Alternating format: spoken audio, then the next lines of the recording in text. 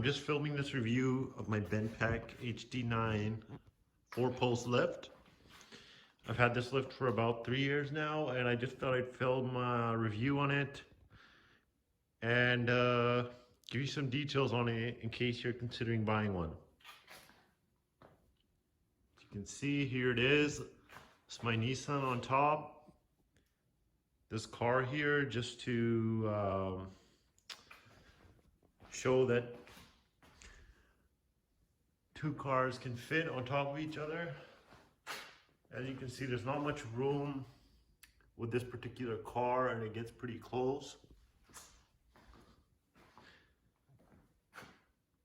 But just for the video's sake, I thought I'd record this. So this lift in total was about just under $5,000. That price is in Canadian, so if you're in the US, it's about $4,000. And it was purchased in 2017. So I thought I'd give my take on the lift after 3 years of ownership. And also anyone in Canada or in the Vancouver area watching, the lift was installed by Babco. I'm not getting paid by them or anything, but I know it can be a bit hard to find an installer for a lift in the area, or especially in Canada. So I'm just gonna go over some stuff to consider before purchasing a lift, or some things I had to do. So one of the main things was this garage door. I had to raise the rails about a foot. As you can see, this garage door is normal height, and that one had to be lifted up so that when there's a car on here like this, that the door does not hit the car.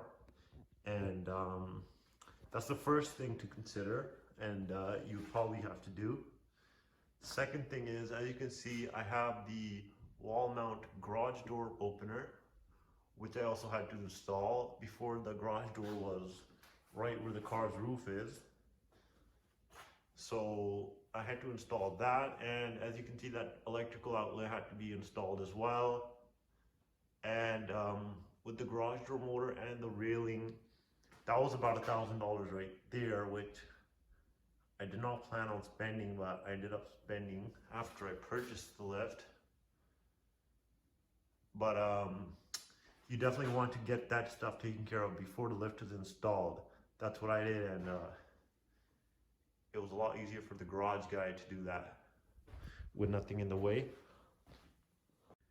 So another key point you want to do is, of course, measure your garage and make sure the lift will install and fit in your garage. You can do that both by going online and getting the dimensions of the lift.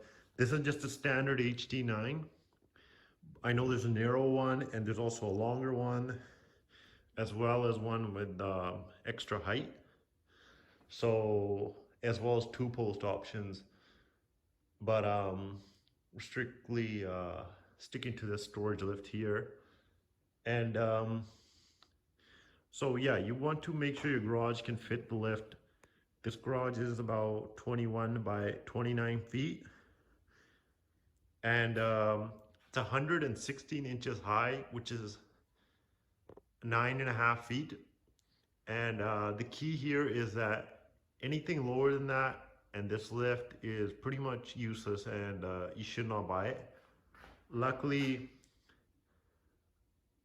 this car, this Nissan 350Z, is pretty low, so that's why I decided to buy the lift.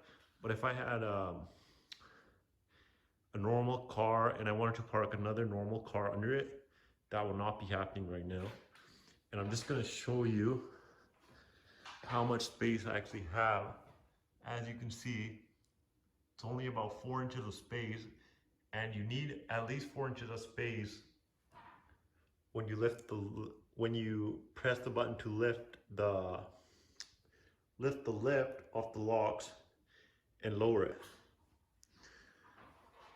So yeah, anything under the 9.5 feet, unless you have a special type of vehicle, it's probably not going to work. And when you are measuring all this stuff out, as you probably will be if you plan to buying one, you want to make sure to keep this in mind. It's about 4.5 or 5 inches, and that you can't forget about that when you're measuring your car's height and the vehicles you want to store on here. Obviously, if your roof is higher than that, or you have a 20-foot roof, for example, it doesn't really matter, and whatever I just said doesn't apply to you. But if you're like me and just a residential garage, measurements are key. And I also use tape before the lift was installed to see how much space it would take up and all that stuff. Also, since I am talking about this, if your car is lowered, you're definitely going to need longer ramps. I'm pretty sure Bendpak sells special ramps, or you can get them online as well. Because if your car is lowered like mine, you're definitely going to need the ramps. I just use wood, but that's another key thing to keep in mind, because you don't want to buy this lift and then not even have your car fit on it. What I also do is I fill the tires up with extra air, which helps a lot to get the car on there, because if any of the tires are low in air or just at normal pressure, this thing is not getting on there, and you're going to damage your exhaust or something. So as you can see, I got the 110 volt option motor. You can also get the 240 volt option, but that also requires calling an electrician to install a larger outlet. And the only benefit of that would be you get a faster lift time for use in a mechanic shop, for example. If you're using it just for storage, I don't really see much point, especially due to the extra cost. The other options I got were the 2 ramps. I store them here, and they sort of act as a stop for the tires. And also you can see the drip trays here. The car doesn't leak, but just to be on the safe side, it's good to get the drip trays. And I actually decided to put wood underneath just for extra storage. I can store stuff under the car during the winter, and overall it turned out to be a good idea. There are 2 other options that you're usually going to consider when purchasing a lift like this, and those are the casters that go into these holes, and you can move the lift around. And I was considering getting them, but you can always buy those later if you ever need to move the lift. And lastly, the last option is hydraulic jacks that would go in between the ramps to lift the cars to change the tires. They are quite pricey, like almost, if you get 2, it's almost the price of the whole lift. So I mean, if you're doing a lot of tire changes, they're a good option. But what I do is I just take a normal jack, place it on here, and I just do 1 tire at a time. Saved me about 3 grand. And lastly, as you can see, my lift is not bolted into the floor. I am able to bolt it if need be, but the reason I decided not to was, as stated earlier, you can't really move the lift once it's bolted, and it's also a pain in the ass to bolt it down, move it, and have to cut those bolts. So that's some stuff to consider before purchasing. So to conclude, I just want to say the reason I went with the 4-post lift is because I was just using it for storage, and a 2-post is way better if you actually want to work on your car and plan on working on your car on a daily basis. And I mean, I would even buy a 2-post if I had a shop. But as for a residential garage and strictly for storage, especially if you live in the cold climate where you're probably going to store your summer car during the winter, it's great because you can park your daily driver underneath or just store stuff here underneath. And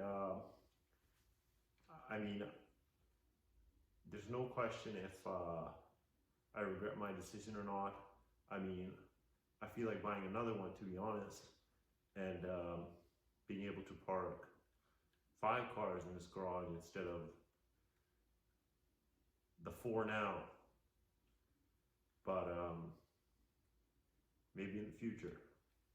I just want to say that this lift has been great. If you're on the fence of buying one, I would tell you to buy it. And if you're watching this, you're probably into cars or garage stuff, and you've probably been dreaming about one. And I mean, all I can say is just do it. So 3 years of use, and this lift has paid for itself easily by allowing me to park my car underneath in the winter, the extra garage space. I mean, there's also like a cool factor to it. I mean, you get people breaking their neck when you have your garage door open. And honestly, after you buy one, you're probably going to want to buy an extra car. And that's kind of the predicament I'm in right now. But all in all, great purchase and well worth the money.